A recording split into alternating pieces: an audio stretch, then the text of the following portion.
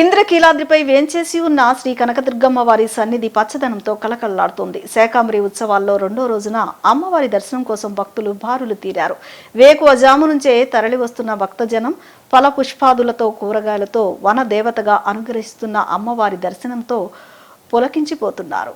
శాకాంబరి ఉత్సవాల విశిష్టత ఆషాఢమాసంలో పౌర్ణమికి ముందు వచ్చే 3 రోజులు తెలుగు రాష్ట్రాల్లోని ప్రసిద్ధ పుణ్యక్షేత్రంలో శాకాంబరి దేవి ఉత్సవాలు చాలా ఘనంగా జరుగుతున్నాయి. ఈ ఉత్సవాల్లో భాగంగా విజయవాడ ఇంద్రకీలాద్రిపై శాకాంబరి దేవిగా భక్తులను కటాక్షిస్తున్న దుర్గమ్మ దర్శనానికి భక్తులు వెల్లువలా తరలి వస్తున్నారు. అమ్మవారి దివ్య రూపాలలో శాకాంబరి దేవికి ఒక విశిష్టత ఉంది. శాకాంబరి దేవి సృష్టి పోషణకు, వృక్ష సంపదకు అధిష్టాన దేవత. ఆమెను ఆది పరాశక్తి అయిన దుర్గాదేవి అవతారంగా భావిస్తారు. లోకంలో కరువు కాటకాలను రూపుమాపి సకల జీవులకు ఆహారాన్ని, వర్షాలను ప్రసాదించే తల్లిగా ఈమెను భక్తులు కొలుచుకుంటారు. శాకం అంటే కూరగాయలు, అంబరి అంటే వస్త్రం లేదా ధరించేది అని అర్థం. సమస్త ప్రకృతిని, వృక్షాలను, కూరగాయలను తన వస్త్రాలుగా ధరించిన తల్లి కనుక ఈ జగన్మాతకు శాకాంబరి అనే పేరు వచ్చింది. పూర్వం ఒకప్పుడు భూమిపై భయంకరమైన కరువు ఏర్పడింది. 100 సంవత్సరాల పాటు వర్షాలు పడకపోవడంతో సమస్త జీవకోటి ఆహారం లేక అల్లాడిపోయింది. అప్పుడు మునులు, మానవులు పరమేశ్వరుని ప్రార్థించారు. వారి మొర ఆలకించిన ఆ జగన్మాత శాకాంబరి దేవిగా అవతరించి తన శరీరం నుంచి అనేక రకాల కూరగాయలు, ఆకుకూరలు, పండ్లను సృష్టించి లోకాన్ని కరువు కాటకాల నుంచి రక్షించింది. ఆ తర్వాత ఆ తల్లి దుర్గేశ్వరుడని రాక్షసుణ్ణి వధించి వేదాలను కాపాడినట్లు దేవి భాగవతం, మార్కండేయ పురాణాలలో వివరించి ఉంది. ఇంద్రకీలాద్రిపై వెలిసిన కనకదుర్గమ్మ ఆలయంలో 3 రోజుల పాటు శాకాంబరి ఉత్సవాలు అత్యంత వైభవంగా నిర్వహిస్తున్నామని దేవస్థాన వైదిక కమిటీ ప్రతినిధులు వివరించారు. డిఎస్సిపై గొడ్డలి పార్టీ అధినేత చేస్తున్న ఆరోపణలపై చర్చకు తాను సిద్ధమని Telugu Desam party national working president Nara Lokesh Jagan కు సవాల్ విసిరారు. పులివెందుల ఎమ్మెల్యే జగన్ కు క్రెడిట్ చోరీ డిజార్డర్ అనే జబ్బు ఉందన్నారు. కూటమి ప్రభుత్వం తెచ్చిన Arcelor metal, Google, royal Enfield పరిశ్రమలను తానే తెచ్చానని చెప్పుకోవడం ఆయనకున్న జబ్బు లక్షణాలని ఎద్దేవా చేశారు. కంకిపాడి అయాన్ కన్వెన్షన్ సెంటర్లో జరిగిన పెనమలూరు అసెంబ్లీ నియోజకవర్గ కార్యకర్తల సమావేశంలో నారా లోకేష్ మాట్లాడుతూ డిఎస్సిని ఆరోపణలతో పాటు వైసీపీ హయాంలో లిక్కర్ కుంభకోణంపై కూడా చర్చకు తాను సిద్ధంగా ఉన్నట్లు చెప్పారు. 2 లక్షల టీచర్ పోస్టులు భర్తీ చేసిన చరిత్ర టీడీపీదని, 5 ఏళ్ల వైసీపీ హయాంలో ఒక్క టీచర్ పోస్టు కూడా భర్తీ చేయలేని నీచ చరిత్ర జగన్దని తీవ్రస్థాయిలో ధ్వజమెత్తారు. వర్టికల్, హారిజెంటల్ రిజర్వేషన్లను అమలు చేసి అత్యంత పారదర్శకంగా డిఎస్సి నిర్వహిస్తే బురద జల్లుతున్నారు. 150 రోజుల్లో విజయవంతంగా డిఎస్సి నిర్వహిస్తే 150 కేసులు వేసి అడ్డుకోవాలని చూశారు. వారి వేసిన కేసులన్నీ గౌరవ న్యాయస్థానాలు కొట్టివేయడం మా చిత్తశుద్ధికి నిదర్శనమన్నారు. తెలుగుదేశం పార్టీ సిద్ధాంతం అభివృద్ధి, సంక్షేమం అయితే గొడ్డలి పార్టీ విధానం విధ్వంసం, బూతులు, బాబాయిని గొడ్డలి పార్టీతో లేపేయడం, తల్లి చెల్లిని ఇంటి నుంచి తరిమేయడం, వీటన్నిటిని ప్రజల్లోకి తీసుకువెళ్లాల్సిన బాధ్యత తెలుగుదేశం పార్టీ కేడర్పై ఉందన్నారు. మనకెట్లయితే సిద్ధాంతాలు ఉన్నాయో గొడ్డలి పార్టీ కూడా సిద్ధాంతాలు ఉన్నాయండి. గొడ్డలి పార్టీ సిద్ధాంతమే విధ్వంసం, గొడ్డలి పార్టీ సిద్ధాంతమే సొంత అక్క చెల్లెల్ని మెడబట్టి బయటికి గెంటేస్తాం. ఇది ప్రజల్లోకి తీసుకెళ్ళాలి. గొడ్డలి పార్టీ సిద్ధాంతమే సొంత బాబాయిని చంపేసి ఆ నెపం మన పైన వేస్తాం. ఇది ప్రజల్లోకి తీసుకెళ్ళాలి. ఎందుకంటే ప్రజలు కూడా మర్చిపోవచ్చు. మనం చూసాం, ఒక అమర్నాథ్ గౌడ్ అన్న పిల్లడు నెట్టు చంపేశారు. వాళ్ళ అక్కని వైకాపా నాయకుడు పిల్లలు ఏడిపిస్తున్నారని పెద్దలకెళ్ళి అమర్నాథ్ గౌడ్ కంప్లైంట్ చేస్తే అదే అమర్నాథ్ గౌడ్ని చెతగొట్టి అతను చదువుతున్న పుస్తకాల నుంచి కాగితాలు చింపి నోట్లో కుక్కేసి కెరోసిన్ పోసి మరీ తగలబెట్టేశారు. ఏ పిల్లలైతే ఆ అబ్బాయిని చంపారో వాళ్ళు ఊరిలోకి వస్తే పెద్ద ఊరేగింపుగా ఇంటికి తీసుకెళ్లారు. ప్రజలకు వివరించాలి, చెప్పాల్సిన బాధ్యత ఇక్కడున్న మనందరి పైన ఉంది. ఫేక్ ప్రచారం కూడా అద్భుతంగా చేస్తారండి. ఆ సైకో వ్యక్తి నరనరాలో ఉంది ఫేక్ ప్రచారం.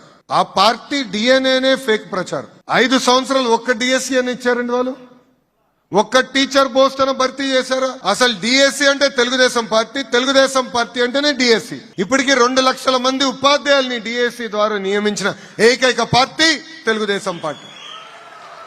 నేను విద్యాశాఖ మార్చలేనప్పుడు నేను ఛాలెంజ్ గా తీసుకున్నా, ఒక్క కేసుకు పడిన పర్వాలేదు, ఎక్కడ స్టే రాకూడదు, డిఎస్సి అద్భుతంగా నిర్వహించాలని. ప్రత్యేకంగా వర్టికల్, హారిజాంటల్ రిజర్వేషన్ అని చాలా కాంప్లికేటెడ్ సిస్టమ్ ఉన్నా కూడా 150 రోజుల్లో 150 కేసులు వేశారండి డిఎస్సి పైన. ఎక్కడ కోర్టు డిఎస్సిని ఆపలేదు. ఏకంగా వాళ్ళు వేసిన కేసుల్లో 30% పక్కన పడేసింది కోర్టు. అది మనకున్న చిత్తశుద్ధి. ఈ రోజు నా పైన ఆరోపణలు చేస్తున్నారు. ఎస్, నేను ఛాలెంజ్ చేస్తున్నా జగన్ ని. టైం డేట్ నువ్వు ఫిక్స్ చేయి, నేను వస్తా చర్చకి, నువ్వు సిద్ధమా అని అడుగుతున్నా. అరే భయపడే బ్యాచ్ మాది కాదురా భయ్. దొంగ పేపర్ దొంగ ఛానల్ పెట్టుకుని నేను తిరగట్లా, రైట్ రాయల్ గారు తిరుగుతున్నా. మీలాగా దొంగ బతుకు మాది కాదు. ఏమని ఉంటే స్ట్రైట్ గా మేము మాట్లాడతాం. రా, డిఎస్సి పైన డిస్కస్ చేద్దాం, గ్రూపుల పైన మీరు చేసింది డిస్కస్ చేద్దాం, లిక్కర్ లో ఎవరెంత డబ్బులు దొబ్బేశారో కూడా దానిపైన డిస్కస్ చేద్దాం. టైం డేట్ మీరు ఇవ్వండి. ఈ లోకేష్ మటుకు సిద్ధంగా ఉన్నాడు. ఇంతేకాకుండా కొంతమంది కొన్ని రోగాలు ఉంటాయండి. ఆ సైకోకు ఒక రోగం ఉంది, దాని పేరే సిసిడి. చెప్పండి, సిసిడి, క్రెడిట్ చోరీ డిసార్డర్. క్రెడిట్ చోరీ డిసార్డర్. నేను ఆదిత్య మిత్తల్తో మాట్లాడి ఆర్సిలర్ స్టీల్ ప్లాంట్ తీసుకొస్తున్నా. బయటకు వచ్చింది. అప్పుడు ఈ మహానుభావుడు ప్రెస్ మీట్ పెట్టి రాదు, ఒరిస్సాకి వెళ్ళిపోతుంది, ఎవడు చెప్పాడు వస్తుందని అన్నాడు. ఎప్పుడైతే శంకుస్థాపన చేసామో ఇట్లన్నీ నేను తీసుకొచ్చాను కదా, నేను వాళ్ళతో మాట్లాడా కదా, మా ముత్తాత వాళ్ళ ముత్తాతకు పరిచయం ఉంది, ఆత్మలు మాట్లాడుకున్నారు, తీసుకొస్తున్నామంటాడు. ఇంకా కొన్ని సంవత్సరాలు పోతే ఆగస్ట్ 15 వచ్చినప్పుడు అంటాడు మా ముత్తాతనే భారతదేశానికి స్వాతంత్రం తీసుకొచ్చాడంటాడు. ఎంత అన్యాయం అండి. గూగుల్ తీసుకొస్తే ఆయన తీసుకొచ్చాడంట. రాయల్ ఎన్ఫీల్డ్ తీసుకొస్తే నేను చిన్నప్పుడు రాయల్ ఎన్ఫీల్డ్ నడిపాను కనుక రాయల్ ఎన్ఫీల్డ్ నేనే తీసుకొచ్చానంటాడు. సో ప్రజల్లోకి చెప్పాల్సిన బాధ్యత మనందరిపైన ఉందండి. లేదంటే అబద్ధాలు 1కి 10 సార్లు చెప్పి నిజం చేసాక ప్రయత్నిస్తారు. భోగాపురం గురించి కూడా మాట్లాడాలి. ఆ రోజు భూసేకరణ చేసింది మనం, పనులు ప్రారంభించింది మనం. ఇప్పుడు వచ్చి ఆయన ఏదో పీకినట్టు చెప్తున్నాడు. అరే మళ్ళీ 5 సంవత్సరాలు ఏం చేసావు భయ్? 5 సంవత్సరాలు ఎందుకు పూర్తి చేయాలా? పట్టించుకోలా. ఏకంగా జిఎంఆర్ వాళ్ళకి ఇచ్చిన భూముల్లో 500 ఎకరాలు ఈయన లాక్కుని వేరే వాళ్ళకి ఇవ్వాలని ప్రయత్నించాడు, వాళ్ళ సొంత వ్యక్తులకి ఇవ్వాలని ప్రయత్నించాడు. ముఖ్యంగా ఈరోజు మన నియోజకవర్గానికి క్యాడర్ మీటింగ్ కి, అలాగే కళాశాల భవన ప్రారంభోత్సవానికి విచ్చేసిన నారా లోకేష్ గారు మన రాష్ట్ర భవిష్యత్తు, మన రాష్ట్ర అభివృద్ధి నిర్మాత. ఇంకా చెప్పాలి అనంటే విద్యా వ్యవస్థలో అనేకమైన మార్పులు తీసుకొచ్చి ఈ రోజు నేను హై స్కూల్లోకి వెళ్తే స్కూల్లో ఏ పారామీటర్స్ వెనకబడి రిజల్ట్ ఎలా ఉంది అన్ని కూడా చర్చించి మీరు ఈ విధంగా ముందుకెళ్తే పిల్లల భవిష్యత్తు బాగుంటుంది అని చెప్పి, అంటే రాష్ట్రంలో ఉన్న ఒక ప్రతి స్కూలు యొక్క రికార్డు అంతా కూడా ప్రతిరోజు ఆయన చూసుకుంటూ అధికారులకు గైడ్ చేస్తూ ముందుకెళ్తున్న సోదరులు గౌరవనీయులు మంత్రివర్యులు నారా లోకేష్ గారు, అలాగే సోదరిమణి శాసన మండలి సభ్యురాలు అనురాధ గారు, అబ్జర్వర్ గారు రమణ గారు, సత్యనారాయణ గారు, ఇక్కడికి విచ్చేసిన ప్రతి ఒక్క కార్యకర్తకి నా హృదయపూర్వక నమస్కారాలు తెలియజేస్తూ, ఈరోజు కార్యకర్త పని చేస్తే ఎలా ఉంటుంది అనే దానికి నిదర్శనం లోకేష్ గారు వస్తే ఈ సభ ఎంత విజయవంతం చేశారో ఇదే దానికి నిదర్శనం అని చెప్పి ఈ సందర్భంగా తెలియజేస్తాను. రాష్ట్రంలో కూటమి ప్రభుత్వం 2 ఏళ్లు పూర్తి చేసుకున్న సందర్భంగా తెలుగుదేశం పార్టీ చేపట్టిన 2 ఏళ్ల నమ్మకం, సంక్షేమం, అభివృద్ధి ఇంటింటి ప్రచార కార్యక్రమానికి విజయవాడ సెంట్రల్ నియోజకవర్గంలో ఘనంగా శ్రీకారం చుట్టారు. ప్రభుత్వ whip central MLA Bonda Umamaheswararao స్వయంగా ఇంటింటికి వెళ్లి ప్రభుత్వ సంక్షేమ పథకాలు, అభివృద్ధి కార్యక్రమాలను ప్రజలకు వివరించారు. ముఖ్యమంత్రి నారా చంద్రబాబు నాయుడు ఆదేశాల మేరకు రాష్ట్ర వ్యాప్తంగా నిర్వహిస్తున్న 2 ఏళ్ల నమ్మకం, సంక్షేమం, అభివృద్ధి ఇంటింటి ప్రచార కార్యక్రమాన్ని విజయవాడ సెంట్రల్ నియోజకవర్గంలో ప్రభుత్వ విప్ ఎమ్మెల్యే బోండా ఉమామహేశ్వరరావు ప్రారంభించారు. గుణదల గాంధీజీ కాలనీలోని వినాయకుడి గుడి ఆలయంలో ప్రత్యేక పూజలు నిర్వహించి అనంతరం కరపత్రాలను స్వామివారి పాదాల వద్ద ఉంచి కార్యక్రమానికి శ్రీకారం చుట్టారు. అనంతరం కూటమి నాయకులు, తెలుగుదేశం పార్టీ, జనసేన, బీజేపీ కార్యకర్తలతో కలిసి ఇంటింటికి వెళ్లిన బొండా ఉమ గత 2 ఏళ్లలో ప్రభుత్వం అమలు చేసిన సంక్షేమ పథకాలు, చేపట్టిన అభివృద్ధి కార్యక్రమాలను ప్రజలకు వివరించారు. ఈ సందర్భంగా 2 ఏళ్ల నమ్మకం, సంక్షేమం, అభివృద్ధి కరపత్రాలను పంపిణీ చేస్తూ ప్రజల సమస్యలను కూడా తెలుసుకున్నారు. ఈ సందర్భంగా మాట్లాడిన బొండా ఉమామహేశ్వరరావు ఎన్నికల సమయంలో ఇచ్చిన సూపర్ 6 హామీలను ప్రభుత్వం దశల వారీగా అమలు చేస్తుందన్నారు. అధికారంలోకి వచ్చిన తొలి నెలలోనే సామాజిక పెన్షన్ను 3,000 నుంచి 4,000కు పెంచామని, మహిళలకు ఏడాదికి 3 ఉచిత గ్యాస్ సిలిండర్లు అందిస్తున్నామని, తల్లికి వందనం పథకాన్ని కుటుంబంలో అర్హులైన ప్రతి విద్యార్థికి వర్తింపజేసేలా అమలు చేస్తున్నామని చెప్పారు. ప్రభుత్వ సంక్షేమ పథకాలపై ప్రజలు సంతృప్తి వ్యక్తం చేస్తున్నారని, ఎక్కడికి వెళ్లినా కూటమి ప్రభుత్వానికి విశేష ఆదరణ లభిస్తోందని బోండా ఉమా పేర్కొన్నారు. విజయవాడ సెంట్రల్ నియోజకవర్గంలో గత 2 ఏళ్లలో సుమారు 550 కోట్లతో అభివృద్ధి పనులు చేపట్టామని, మిగిలిన పనులు కూడా దశల వారీగా పూర్తి చేసి నియోజకవర్గాన్ని మరింత అభివృద్ధి పథంలో నడిపిస్తామని ఆయన స్పష్టం చేశారు. రీజన్ పార్టీ అధ్యక్షుడు సురేష్ కానీ, senior leader X corporator Nani, Bhargav, Janasena, మన బీజేపీ నాయకులందరూ, కూటమి సభ్యులందరూ ఆధ్వర్యంలో ఈరోజు పాదయాత్ర చేపట్టాం. ఎక్కడికి వెళ్ళినా ప్రజలు సంతోషంగా ఉన్నారు. ప్రజలందరూ కూడా సంక్షేమ పథకాలన్నీ ఏదైతే సూపర్ 6 హామీలు ఇచ్చామో ఆ హామీలన్నింటిని కూడా అమలు చేస్తూ ఉన్నాం. సంక్షేమ పథకాలు ఇచ్చిన మాట ప్రకారం 3,000 పెన్షన్ 4,000 చేస్తాం తొలి నెలలోనే. అట్లాగే మహిళలందరికీ గుదిబండలాగా మారిన గ్యాస్ బండని 3 సిలిండర్ ఉచితంగా ఇస్తున్నాం. అంతేకాకుండా తల్లికి వందనం, ఎంతమంది పిల్లలు ఉంటే అంతమంది తల్లికి వందనం ఇస్తున్నాం. అట్లాగే అన్ని సంక్షేమ పథకాలు కూడా ఇవ్వటం వల్ల ప్రజలు సంతోషం వ్యక్తం చేస్తున్నారు. ఇంకా ఈ రోడ్లు, స్ట్రీట్ లైట్లు వీటి మీద సెంట్రల్ నియోజకవర్గంలో ఇప్పటికీ 550 కోట్ల రూపాయలు అభివృద్ధి పనుల మీద ఖర్చు పెట్టాం. భవిష్యత్తులో కూడా ఇంకా మిగిలినటువంటి పనులు కూడా పూర్తి చేస్తామని తెలియజేస్తాం. నీట్ పరీక్షల నిర్వహణలో పూర్తిగా విఫలమైన ఎన్టీఏను రద్దు చేసి ఉన్నత విద్యా ప్రవేశ పరీక్షల బాధ్యతను రాష్ట్ర ప్రభుత్వాలకు అప్పగించాలని సిపిఐ జాతీయ కార్యవర్గ సభ్యురాలు అక్కినేని వనజ కేంద్ర ప్రభుత్వాన్ని డిమాండ్ చేశారు. పేపర్ లీకేజీలు, మూల్యాంకన లోపాలతో లక్షలాది మంది విద్యార్థుల భవిష్యత్తుతో చెలగాటమాడుతున్నారని ఆరోపించారు. కేంద్రం అనుసరిస్తున్న విధానాల వల్ల తీవ్ర మనస్తాపంతో విద్యార్థులు బలవన్మరణానికి పాల్పడడం బాధాకరమన్నారు. నీట్ పరీక్షల నిర్వహణలో పూర్తిగా విఫలమైన ఎన్టీఏను రద్దు చేసి ఉన్నత విద్యా ప్రవేశ పరీక్షల బాధ్యతను రాష్ట్ర ప్రభుత్వాలకు అప్పగించాలని సిపిఐ జాతీయ కార్యవర్గ సభ్యురాలు అక్కినేని వనజ కేంద్ర ప్రభుత్వాన్ని డిమాండ్ చేశారు. విజయవాడ తుమ్మలపల్లి క్షేత్రం వద్ద అంబేద్కర్ విగ్రహం ఎదుట నీట్ పేపర్ లీకేజ్ కారణంగా ఆత్మహత్య చేసుకున్న 21 మంది విద్యార్థులకు సిపిఐ నగర సమితి ఆధ్వర్యంలో నివాళులర్పించారు. నగర కార్యదర్శి జి కోటేశ్వరరావు అధ్యక్షతన జరిగిన ఈ కార్యక్రమంలో వనజ మాట్లాడుతూ, ఉమ్మడి జాబితాలోని విద్యారంగాన్ని కేంద్రం తన గుప్పెట్లోకి తీసుకుని ఎలాంటి అనుభవం లేని ఎన్టీఏకు పరీక్ష నిర్వహణ బాధ్యతలు అప్పగించడం వల్లనే ఈ సంక్షోభం తలెత్తిందన్నారు. పేపర్ లీకేజీలు, మూల్యాంకన లోపాలతో లక్షలాది మంది విద్యార్థులు భవిష్యత్తుతో చెలగాటమాడుతున్నారని ఆరోపించారు. కేంద్రం అనుసరిస్తున్న విధానాల వల్ల తీవ్ర మనస్తాపంతో విద్యార్థులు బలవన్మరణానికి పాల్పడడం బాధాకరమని పేర్కొంటూ భవిష్యత్తులో ఇలాంటి ఘటనలు పునరావృతం కాకుండా తగిన చర్యలు తీసుకోవాలని కోరారు. ఈ కార్యక్రమంలో సిపిఐ జిల్లా కార్యదర్శి దోరేపూడి శంకర్ తదితరులు పాల్గొని ఎన్టీఏ రద్దును పునరుద్ఘాటించారు. కూడా ఆపలేదని చెప్పేసి విద్యార్థి లోకం నిరూపించింది. ఆ సేతు హిమాచలం, కాశ్మీర్ నుంచి కన్యాకుమారి వరకు కూడా సీజేపీ ఇచ్చినటువంటి పిలుపు మేరకు పెద్ద ఎత్తున విద్యార్థి లోకం స్పందించింది. విద్యార్థులు వెనకమాలు ఉన్నటువంటి ఒక తల్లి, తండ్రి, అక్క, తమ్ముడు, చెల్లెలు కుటుంబాలు యావత్తు కూడా రోడ్డు మీదకి వచ్చి ఇది మన పిల్లల కోసం జరిగేటువంటి ఉద్యమం అని చెప్పి పెద్ద ఎత్తున చేసేటువంటి ఫలితంగా చివరికి మౌనముని దిగిరాక తప్పల ఇవాళ భీష్మిచ్చుకు కూర్చున్నటువంటి బీజేపీని ధర్మేంద్ర ప్రధాన్ని రాజీనామా చేసేటువంటి ఘనత విద్యార్థి లోకానిది. వారికి మద్దతుగా చేస్తున్నటువంటి అన్ని రాజకీయ పార్టీలు, ముఖ్యంగా కమ్యూనిస్ట్ పార్టీ తొలి నుంచి కూడా సీజేపీ ఆందోళనకి, కాక్రోచ్ జనతా పార్టీ ఆందోళనకి, నీట్ పరీక్షల లీకుని ప్రధాన కారకుడైనటువంటి ధర్మేంద్ర ప్రధాన్ రాజీనామా చేయాలనేటువంటి నినాదంతో వాళ్ళకి మద్దతు ఇచ్చాం. నైతికంగా మద్దతు ఇవ్వడం జరిగింది, ప్రత్యక్షంగా వారి ఆందోళనలో పాల్గొనడం జరిగింది భారత కమ్యూనిస్ట్ పార్టీ. అందువల్ల ఇవాళ మోడీ ప్రభుత్వం వాంగ్ చుక్కుకి ఏం వాగ్దానం చేశారో తెలియదు.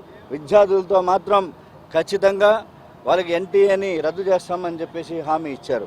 అలాగే లాఠీ చార్జీకి గురైనటువంటి విద్యార్థుల సంఘటన న్యాయ విచారణ జరిపించాలి.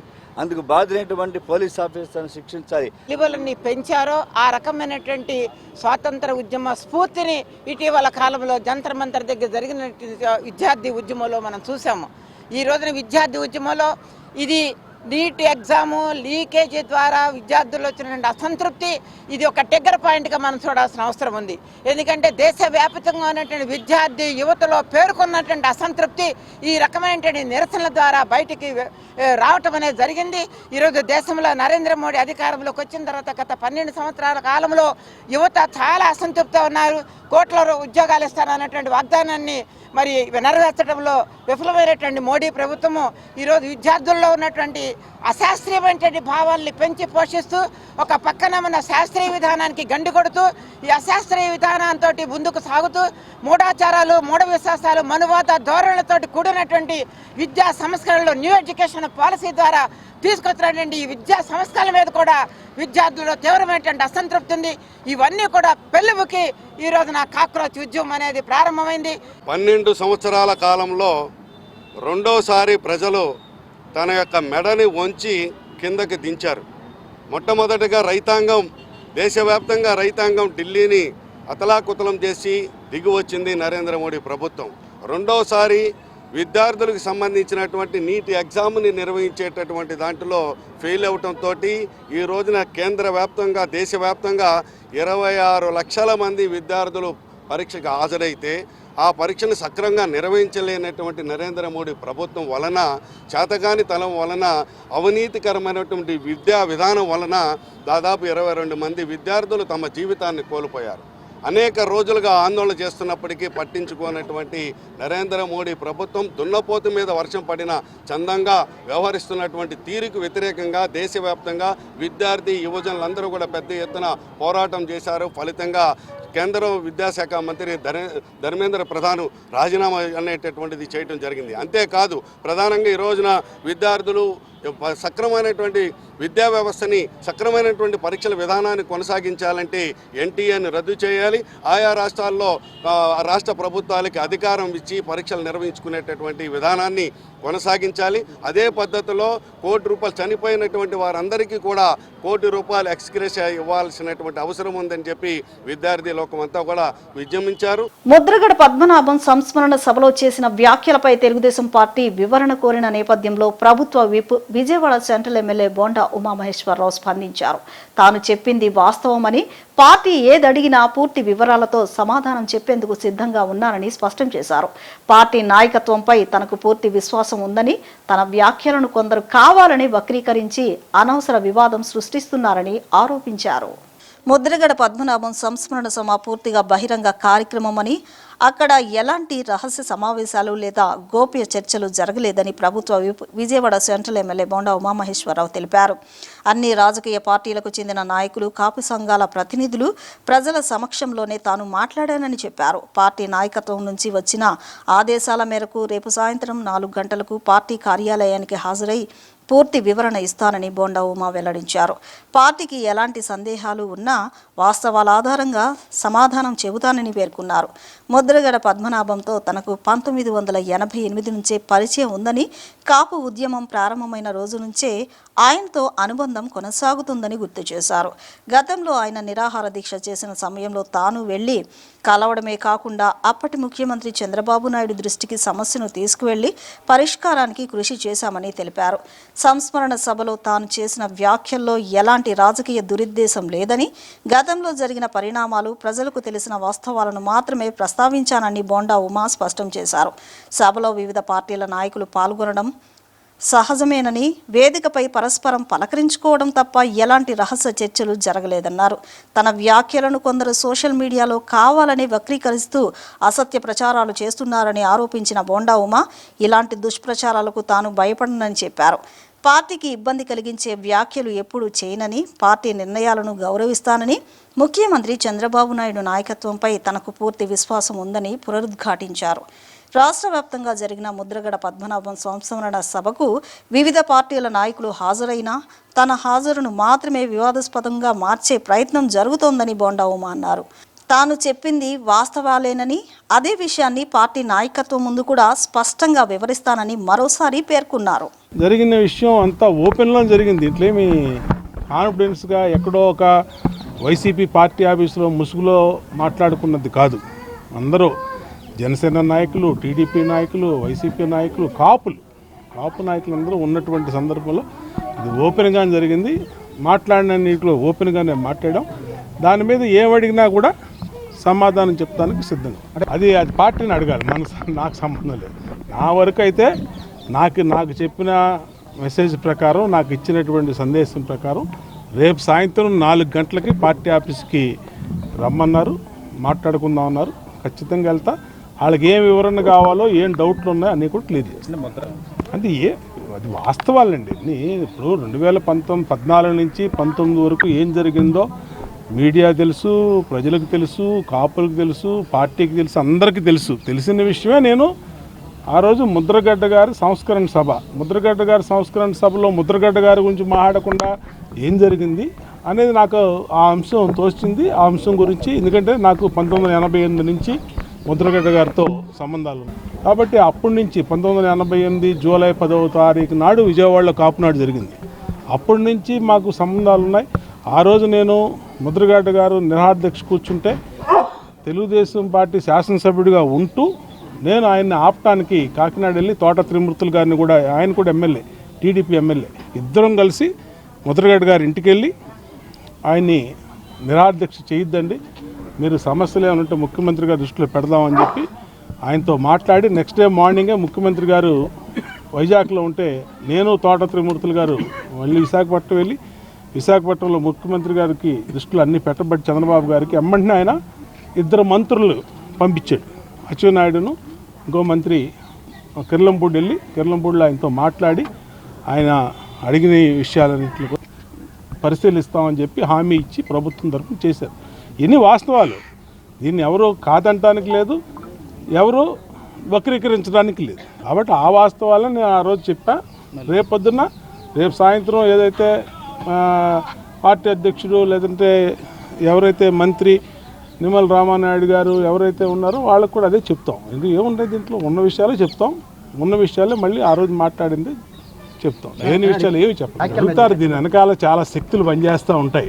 ఇప్పుడు పార్టీలో పనిచేస్తున్నప్పుడు అనేక వ్యక్తులు ఉంటారు, దొంగ పేర్లతో కూడా. నిన్న ఇక్కడ సత్య అని మా అమ్మాయి ఉంది ఇక్కడ డివిజన్ పార్టీ, ఆ అమ్మాయి పేరు మీద ఒక మెసేజ్ నాకు వ్యతిరేకంగా పెట్టించారు. నేను అమ్మంటే ఆ అమ్మాయిని సత్య ఇక్కడే ఉంది అడిగితే వెంటనే ఆ అమ్మాయి చెప్పింది, అసలు నాకు తెలియదన్న ఈ మెసేజ్ గురించి గ్రూపుల్లో పెట్టారు అని చెప్పి ఆ అమ్మాయి సత్య వీడియో రిలీజ్ చేసింది. అట్లాగా కొన్ని దుష్ట శక్తులు అన్ని చోట్ల ఉంటాయి. అన్ని చోట్ల ఆ దుష్ట శక్తులు అదే పని చేస్తూ ఉంటాయి. బట్ ఈ దుష్ట శక్తులకి చూసి జడిసి పారిపోయేవాడు కాదు బోండావమా అనేది ఎన్నో పోరాటాలు చేసి ఈ స్థితికి వచ్చాం.